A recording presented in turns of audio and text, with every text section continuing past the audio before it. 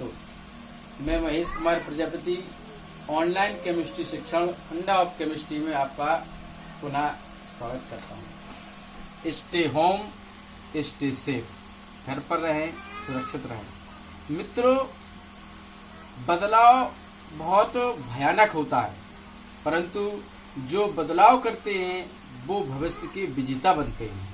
इसलिए अपने आप को बदलिए और अपडेट करिए, मैं यही आपसे कहना चाहता हूं। और इस ऑनलाइन केमिस्ट्री शिक्षण में आज का हमारा टॉपिक है तत्वों के इलेक्ट्रॉनिक विन्यास से आवर्त सारणी में स्थान ज्ञात करना।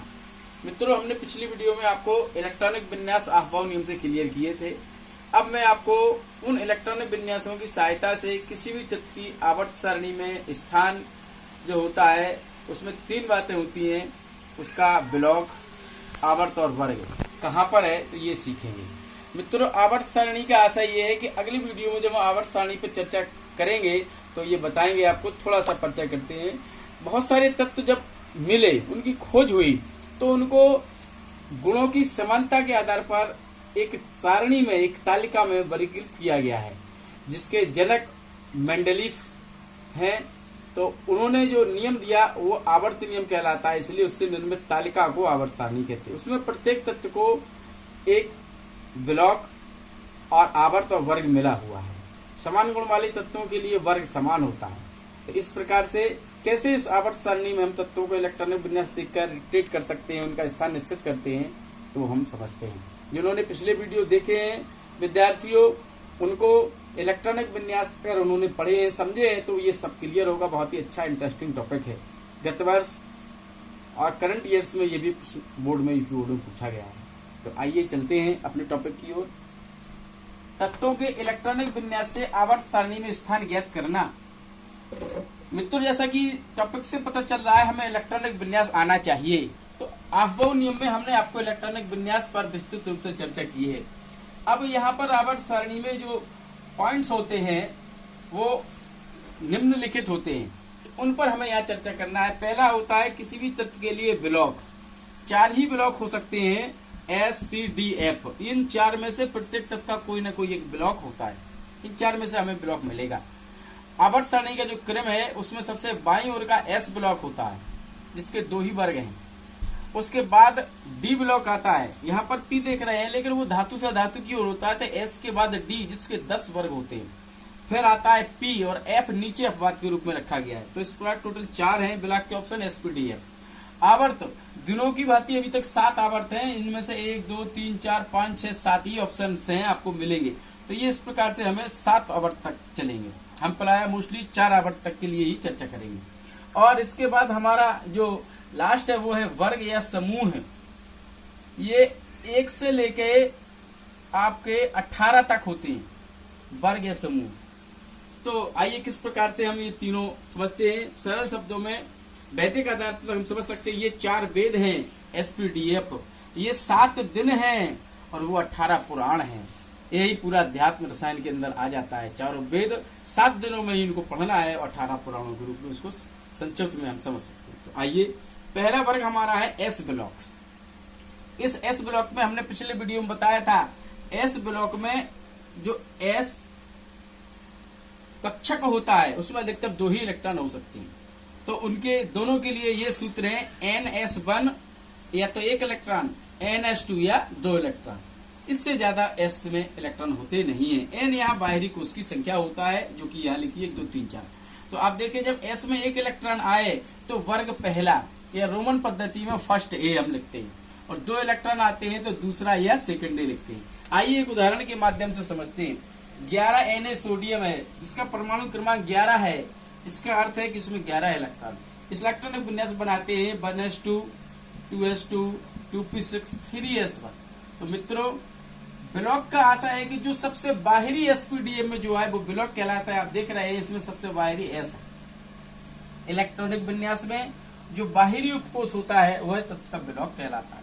तो आपने देखा ब्लॉक S है। अब जब ब्लॉक S है तो दूसरा आता है आवर्त। किसी भी इलेक्ट्रॉनिक विन्यास की सबसे बड़ी कोष होती है, ये यहाँ पर ये नंबरिंग 1 2 3 4, तो आप देख पा रहे हैं 3 यहाँ सबसे बड़ी संख्या है, तो आवर्त 3। तुलना करते हैं वर्ग के लिए। यदि S में एक इलेक्ट्रॉन है तो मैंने बताया था S1 के लिए 1, 2 के लिए 2, तो यहाँ एक इलेक्ट्रॉन होने की वजह से वर्ग पहला या फर्स्ट है। ऐसे ही हम जब इलेक्ट्रॉन विन्यास लिखते हैं तो S ब्लॉक तो कोई भी है उनमें या तो N का मान 1 से 7 तक होगा और S में 1 या 2 इलेक्ट्रॉन होगा। हम इस प्रकार से निर्धारित कर सकते हैं। S ब्लॉक के लिए एक अपवाद भी है मित्रों, अभी हम बाद में चर्चा करेंगे। अब हमारा दूसरा P ब्लॉक। P ब्लॉक में हमने बताया था P उपकश जो होता है उसमें 3 कक्षक होते हैं और एक कक्षक में 2 इलेक्ट्रॉन होने के कारण इसमें अधिकतम इलेक्ट्रॉन की संख्या 6 होती है। तो देखिए हमने लिखा है Np1, Np2, Np3, Np4, Np5, Np6। इनकी तुलना करके हम इनके वर्ग निर्धारित करते हैं। एक इलेक्ट्रॉन के लिए 13, 2 के लिए 14, 3 के लिए 15, 4 के लिए 16, 5 के लिए 17 और 6 के लिए 18। या रोमन में हम देखें तो यहां से लिखते हैं, अगर एक इलेक्ट्रॉन है तो थर्ड है, क्योंकि फर्स्ट है सेकेंड है S ब्लॉक में चलेगा। 2 है फोर्थ है, 3 है फिफ्थ है, 4 सिक्स है, 5 सेवेंथ है और 0 वर्ग है। 0 ग्रुप निश्चित है। उदाहरण इस प्रकार से लेते हैं, नाइट्रोन 7 है विन्यास बनाया 1s2, 2s2, 2p3। अपने का बाहरी उपकोष P है, आशय ब्लॉक P हो गया। आवर्त सबसे बड़ा दूसरा है और 3 इलेक्ट्रॉन की वजह से 15 या फिफ्थ इसका वर्ग निश्चित है। एक उदाहरण और लिया गया है Cl17, 17 का विन्यास बनाया 1s2, 2s2, 2p6, 3s2, 3p5। फिर से बाहरी उपकोष P है तो ब्लॉक P है। बाहरी कोष आप देख रहे हैं पहला है, दूसरा है, लेकिन तीसरा सबसे बड़ा है तो आवर्त 3 हो गया। P में 5 इलेक्ट्रॉन है, हम तुलना करेंगे तो Np5 के लिए 17 या 7 ही हमारा वर्ग निश्चित होगा। तो इस प्रकार से P ब्लॉक के लिए हम करते हैं। तीसरा हमारा D ब्लॉक है। D ब्लॉक के लिए थोड़ा अच्छा नियम है, आप देखें आवर्त और वर्ग का वही नियम होता है किसी भी तत्व के लिए। तो बाहरी जो कोष होता है 1 2 3 4 5 6 7, उसको हम उसका आवर्त कहते हैं और जो उपकोष होता है उसको हम उसका SPDF के आधार पर ब्लॉक कहते हैं। वर्ग देखिए D ब्लॉक के लिए बाहरी और पिछले कोष के कुल इलेक्ट्रॉन को जोड़कर 8 माइनस करते। अगर बाहरी कोष N है तो पिछला N-1 होगा। इनके कुल इलेक्ट्रॉन और ऋण 8 करते। तो इस सूत्र की व्याख्या उदाहरण से होगी। Mn25 का विन्यास बनाते हैं तो देखिए ये हमारा विन्यास तैयार है 1s2, 2s2, 2p6, 3s2, 3p6, 4s2, 3d5। आपने देखा बाहरी आपका उपकोष D है इसलिए ब्लॉक D। अब यहाँ आवर्त हम देखते हैं तो सबसे बड़ा आप देख पा रहे हैं यहाँ 3 है, लेकिन ध्यान रखना है ये तीसरा बड़ा नहीं है, इसके अंदर देखो 4 है।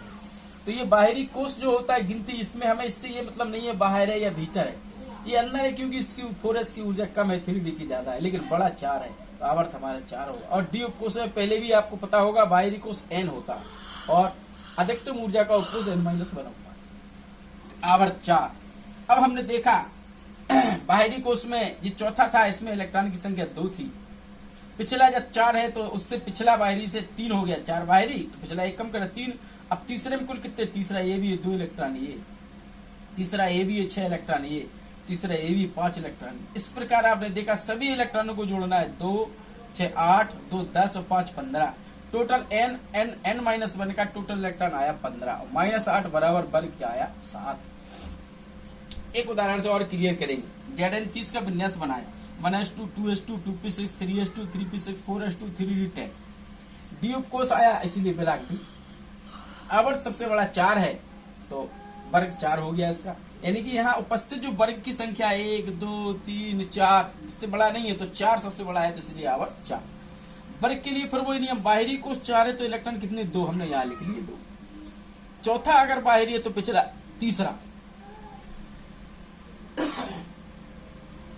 तीसरे के इलेक्ट्रॉन जोड़ते हैं 2, फिर से लिखे 2, 6 और 10। Total number of electron 2 + 2 + 6 + 10 -8। Total जोड़े 20 - 8 12। इस प्रकार से बाहरी पिछले इलेक्ट्रॉन को जोड़कर 8 घटाने से हमें D ब्लॉक के तत्वों का वर्ग प्राप्त हो जाता है। F ब्लॉक के लिए देखते हैं। F ब्लॉक को D ब्लॉक से ही उत्पन्न माना जाता है। आवर्त सारणी से बाहर लिखा गया है। लेंथेनाइड और एक्टिनाइड श्रेणी के तत्व कहलाते हैं। पहली श्रेणी 4F श्रेणी है, जिसको लेंथेनाइड कहते हैं। इसमें 58 से 71 तक परमाणु क्रमांक के तत्व निश्चित है। तो आसान है, यदि 58 से 71 तक कोई आता है तो ब्लॉक F है। आवर्त इनके लिए 6 है और वर्ग 3 है सभी का।